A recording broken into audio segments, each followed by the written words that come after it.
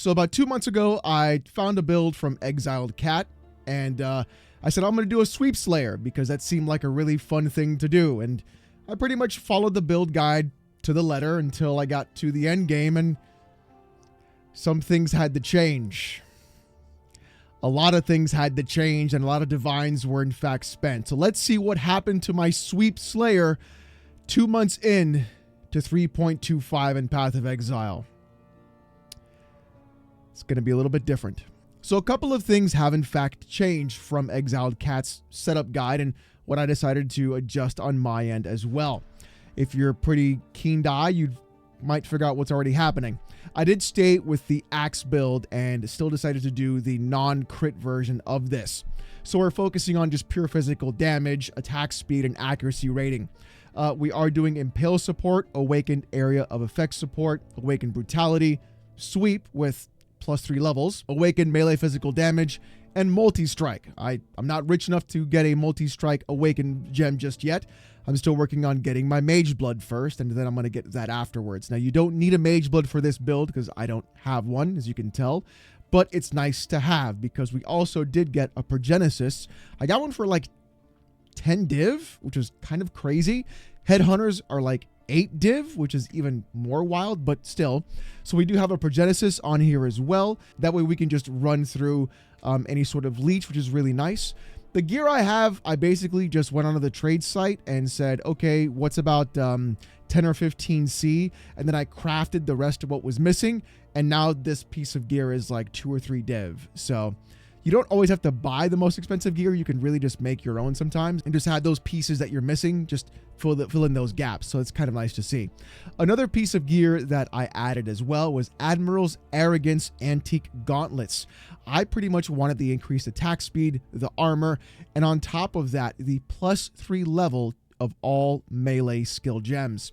That takes my sweep skill from level 20 to level 23. And then, of course, I went ahead and gave it the 20% quality. So now we knock enemies back on hit all the time and add 0.8 meters to the radius. Now, if I wanted to get really wild, I would have tried to corrupt it for that +1 level as well. But as you can see, unlucky.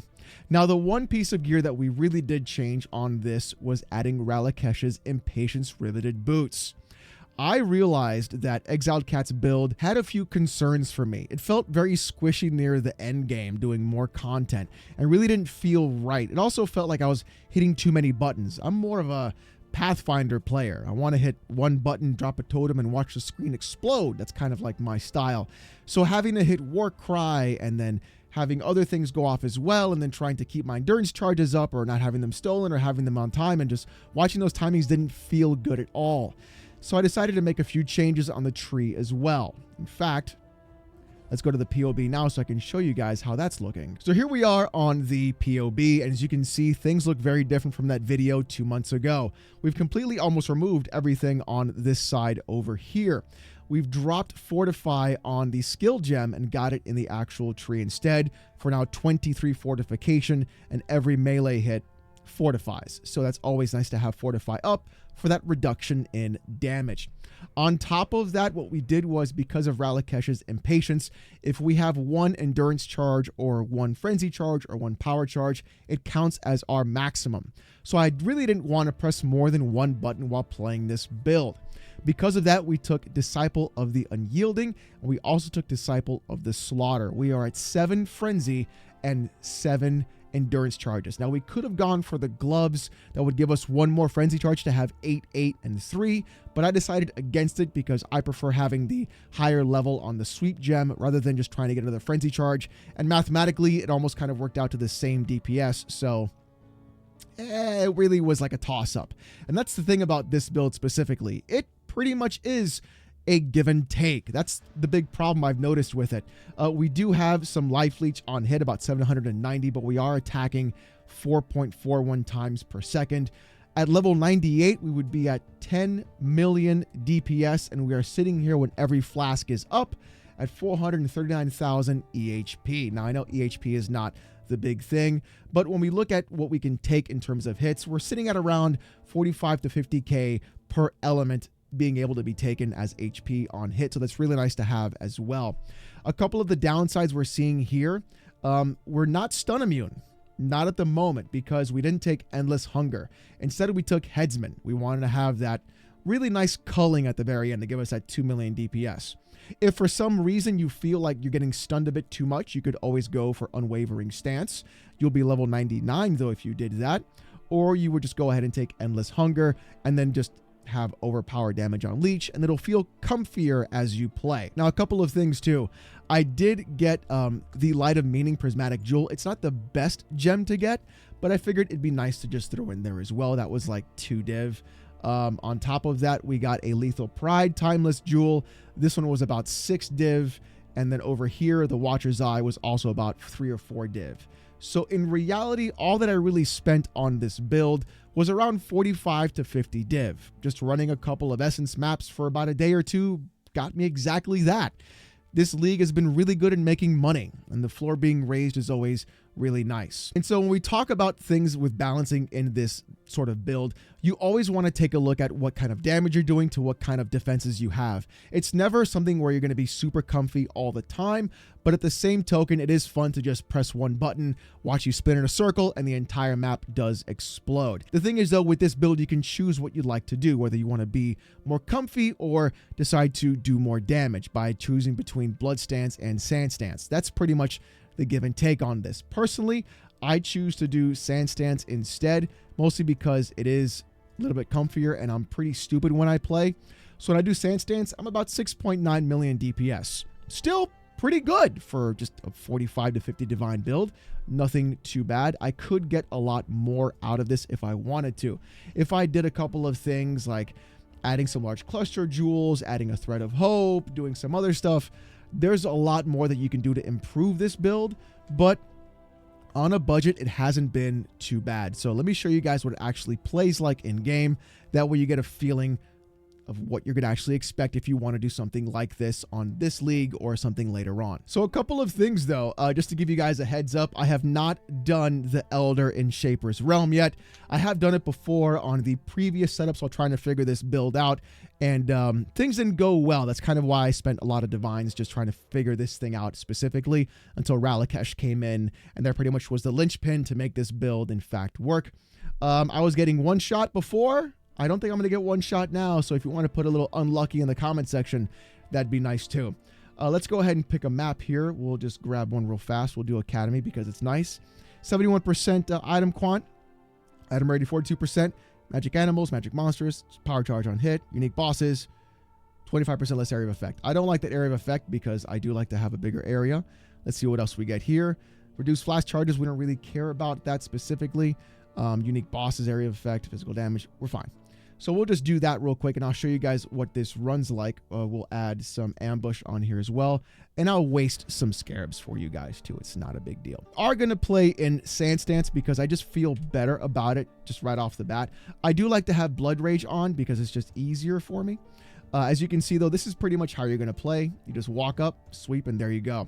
If you try to do the Leap Slam too much, then what's going to happen is you'll run out of mana and then you'll be just swinging your auto attack to try and get mana back through a leech.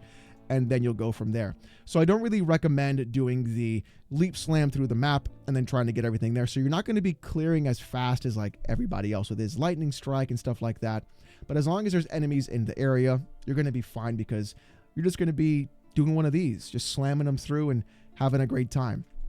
Now, if you do Blood Stance, which is going to be a bit of a different thing, there you go. Look at that. That's like the one thing that honestly rips me the most of the time is the detonate corpses on the ambush boxes. But I think that pretty much gets everybody, unless you have like insane EHP.